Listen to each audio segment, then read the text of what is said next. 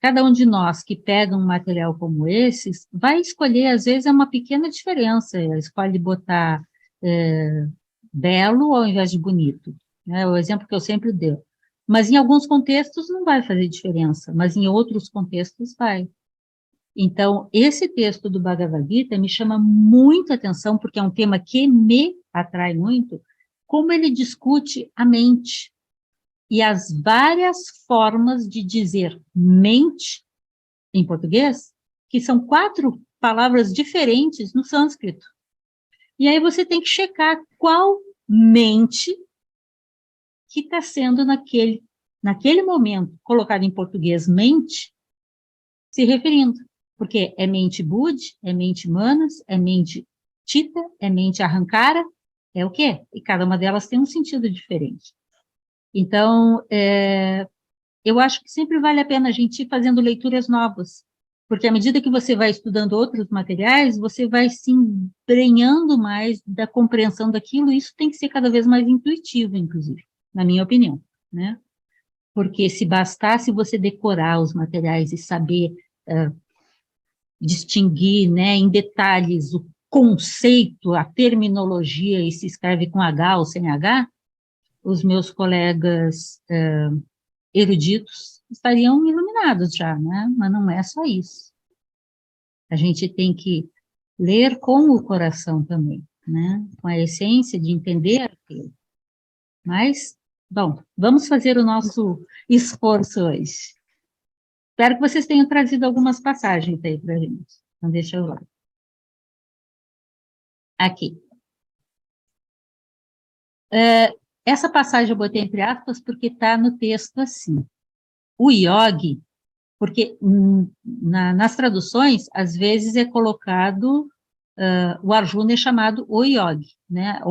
Não só o Arjuna, mas o buscador vai ser chamado o yogi, o praticante vai ser chamado o yogi. E ele usa várias palavras em sânscrito, algumas delas não têm uma tradução melhor ao nosso idioma.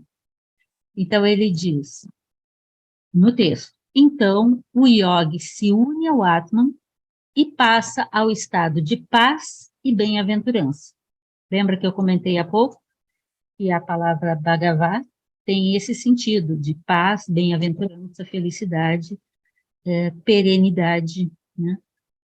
Então, essa é a prática do Atman Yoga. A mente do praticante se fixa em Atman. Ele dá várias dicas de prática, né? Várias dicas de meditação, e essa é uma delas. A mente do praticante se fixa em Atman. E nesse estado, nesse Atman, se deleita, se embebe, se dissolve.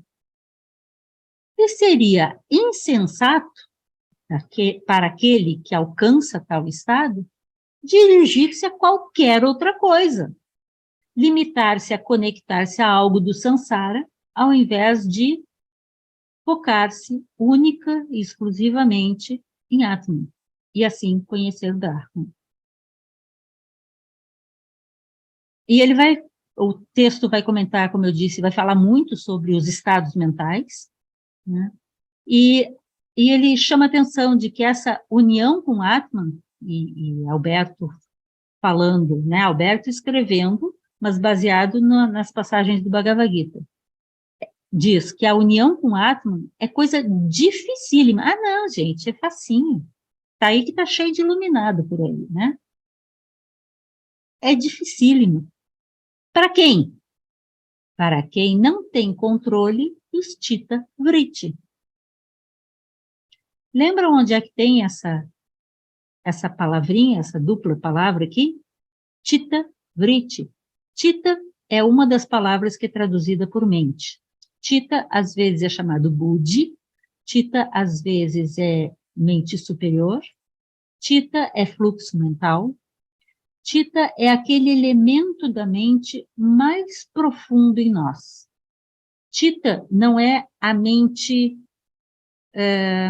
instrumental, essa é Manas. Manas é a mente instrumental. Chitta é a mente fluxo mental, é a mente básica. Ahankara vai ser o sentido de eu, a egoidade, o vínculo que se cria com o samsara e mantém um formato de eu. E Buddhi, que seria o link que conecta a mente, com as suas várias expressões, ao Atman. Buddhi é muitas vezes tem um desenho que a Blavatsky explicando toda essa estrutura, ela apresenta, e eu acho muito bacana, ela coloca Buddhi como sendo uma lua. Sobre ela está o sol, que é Atman. E abaixo dessa lua está o triângulo da mente. Então, Buddhi é o que permite essa passagem, e por isso é traduzido como intuição, sabedoria. Né? Então, esses 4 elementos, que para nós muitas vezes são tratados apenas como mente, no Bhagavad Gita são destrinchados de formas diferentes. Então, Chitta Vritti, já te passo, Marina. Chitta Vritti está na primeira frase dos Yoga Sutras. Yogas,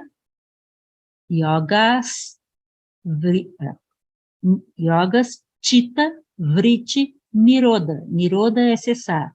Chitta é mente. Vritti é movimentos. Yoga é a cessação dos movimentos da mente. Esta mente. Yoga é a cessação das máculas e misturas das gunas funcionando numa mente que está muito sansárica. Estou usando as minhas palavras, mas a Marina eu acho que entende disso melhor que eu. Marina, a palavra está contigo, eu não sei do que você vai falar. Tá sem som, tá sem som. Tá conectando o áudio, tá conectando o áudio. Só Pronto. fazer um lembrete rápido, que é assim, muitas vezes quando a gente fala de fluxo mental, às vezes as pessoas podem entender assim, que é aquele fluxo dos pensamentos que a gente tem, que é o que eu estou entendendo que você está chamando assim um pouco da mente operacional, né? Um pouquinho disso, um aspecto seria isso, esses pensamentos, né? Do que você está falando, que eu acho que você está falando. E aí é só chamar a atenção que o que você está chamando a atenção é que é o contínuo mental que está por baixo, que dá sustentação para os pensamentos. Né? Só queria chamar essa atenção para às vezes as pessoas não confundirem um pouquinho. E por isso, Marina, muito bom você chamar isso, por isso que a gente tem que entender que Manas é o instrumental que faz os pensamentos acontecerem. E os pensamentos, as emoções, os sentimentos, as sensações, são esses vrittis, são essas coisas que nesse fluxo, vamos imaginar que o fluxo, Chitta, é um rio. E essas coisas todas dentro desse rio, os peixes, os barcos, tudo que está indo junto, são os pensamentos, as sensações, as emoções, tudo que está vinculado ao funcionamento dessa mente.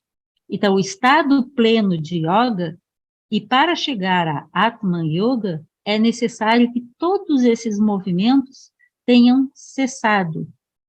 Não é cessado para sempre, mas no estado de Atman Yoga, eles não estão em movimento.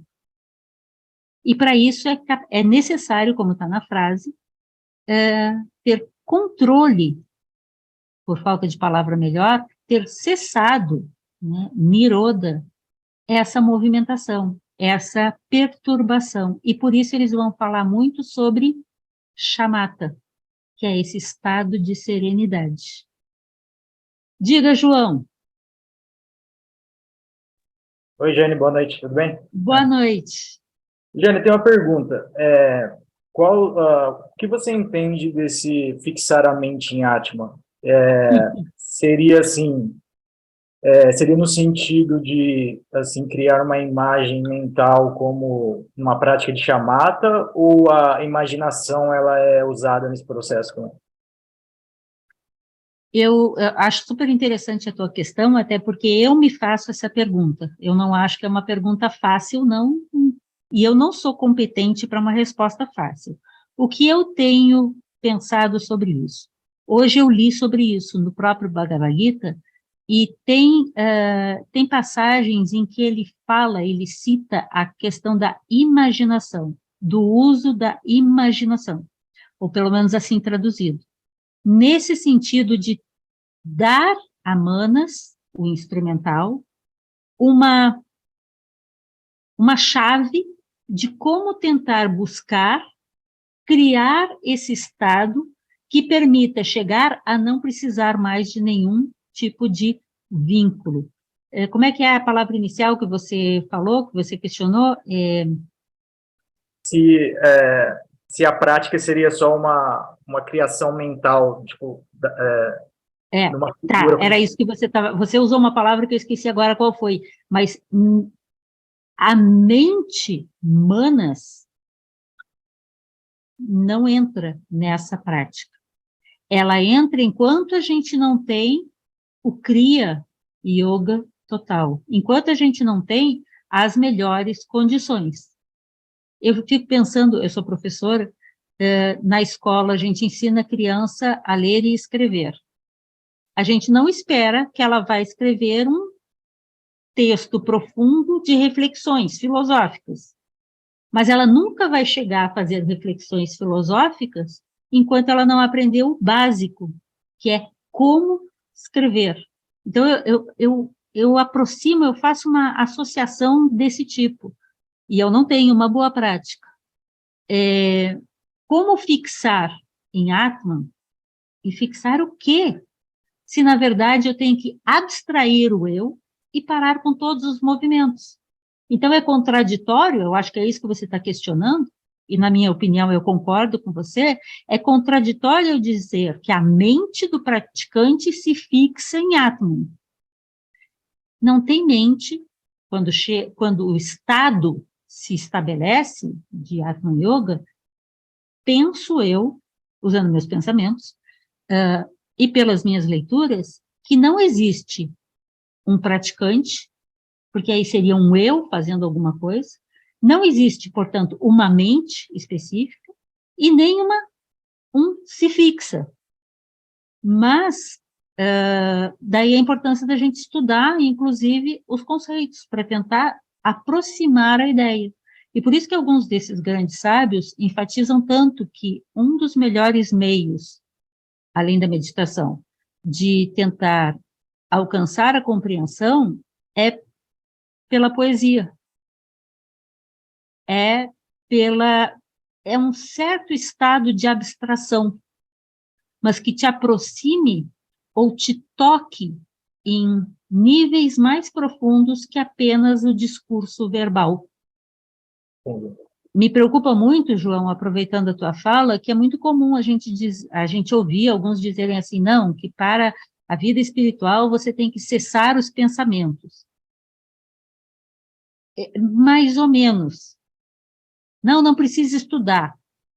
De tudo que eu tenho lido, e faz muito tempo que eu tenho tido essa oportunidade, as boas práticas não indicam não estudar. Ao contrário, indicam você se aprofundar ao máximo, conceitualmente, inclusive. Mas deixar o barco do outro, quando você chega do outro lado do rio, deixa o barco largo, você não precisa mais das palavras. Mas sem esse instrumental muito bem preparado, é muito mais difícil você, me parece, você alcançar esse estado de Atma Yoga. Faz sentido? Vai. O meu pensamento convergiu um pouco com o seu, mas eu também tenho muitas dúvidas sobre isso também. Então, assim, foi legal, assim, que convergiu bastante com o que eu já tinha, assim, e acrescentou também.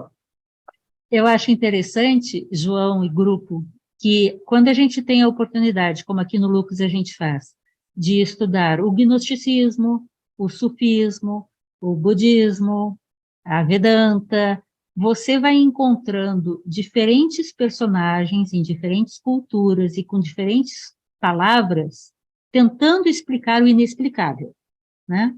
Mas tentando trazer uma melhor aproximação. E a mim, pelo menos, porque tem gente que sente de forma distinta do que eu estou falando. Tem gente que gosta de pegar um único caminho e vai nesse até chegar onde tem que chegar.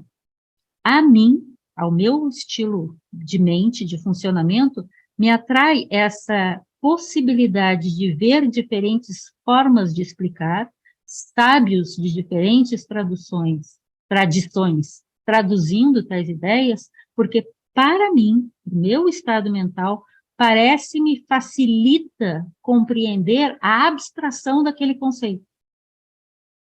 Porque dizer que Atman é idêntico a Brahman não diz o que é. Isso é conceitual. Né? Então, será que isso está dinamicamente compreendido em mim como uma sabedoria profunda que é parte do meu próprio ser? Ou isso é apenas um discurso verbal? Por enquanto é um discurso verbal, né? Mas até que ponto isso reverbera cada vez melhor dentro do meu próprio ser, e assim dentro de cada um de nós. Por isso que eu acho tão bom, para mim, pelo menos, a gente poder ter essa oportunidade. Nesse momento aqui, estou eu e o João conversando e trocando ideias, junto com vocês junto. Então, às vezes uma palavrinha que alguém diz parece que abre uma portinha que a gente não tinha aberto, uma janelinha que não tinha entrado luz naquele canto, e aquele canto mostra uma peça diferente para os meus sentidos, né? Então, eu acho esse exercício muito interessante. Obrigado, Jé. Obrigada, João, pela colocação. Só terminando aqui, então, o texto, e aí vamos para passagens do Bhagavad Gita, ele também fala da necessidade dessas 4 forças, né? Que é necessário perseverar focado nisso, e focado em Atman Brahman, nessa relação, compreendendo que isso não é algo fora de nós, mas é presente no seu ser, é o cerne do seu ser, né? Não tem um eu que vai alcançar Atman, e nem Atman é um eu que vai se encontrar com Brahman. Atman é a versão no ser daquilo que é Brahman. E descobrir isso em cada um de nós é, ao mesmo tempo, deixar de ser eu, sem deixar de ser. Algo mais ou menos assim. E para esse caminho, o texto vai enfatizar muito Mumukshutva, que é a quarta etapa aqui. Mumukshutva é traduzido como uma vontade, no sentido Kierkegaard, né? Um desejo intenso, um anseio muito intenso, muito único de alcançar essa libertação. Mas para que isso seja real, é necessário, em primeiro lugar, Viveka. Viveka é discernimento, discernimento sábio, é sabedoria que sabe o reto caminho, a melhor escolha. Também é necessário, e isso é muito enfatizado nessa obra, em todas as outras, Vairagya, que na Voz do Silêncio está traduzido como viraga, é a mesma palavra. Vairagya é desapego. Desapego em relação às coisas, desapego em relação aos conceitos, desapego em relação às experiências, desapego em relação às sensações, desapego em relação à manutenção do meu eu. Eu sei, eu faço, eu aconteço, eu vou chegar em algum lugar. Aí tem apego. Então, desapego. Vairagya, a melhor tradução é desapego. Shat Sampati é um conjunto de 6 práticas mentais para melhorar, equilibrar, estabilizar os estados mentais e assim te permitir esse caminhar. Porque o caminhar é de uma sucessão de estados de consciência. E quando a mente está muito contaminada, com muitos vritis, com muitos movimentos, pensamentos, emoções, sensações, balanços, esse desfazer essas máculas, essa cessação desses movimentos, se torna muito difícil de alcançar, de despertar, né, de tornar vivo essa presença, Atman Brahman. Né?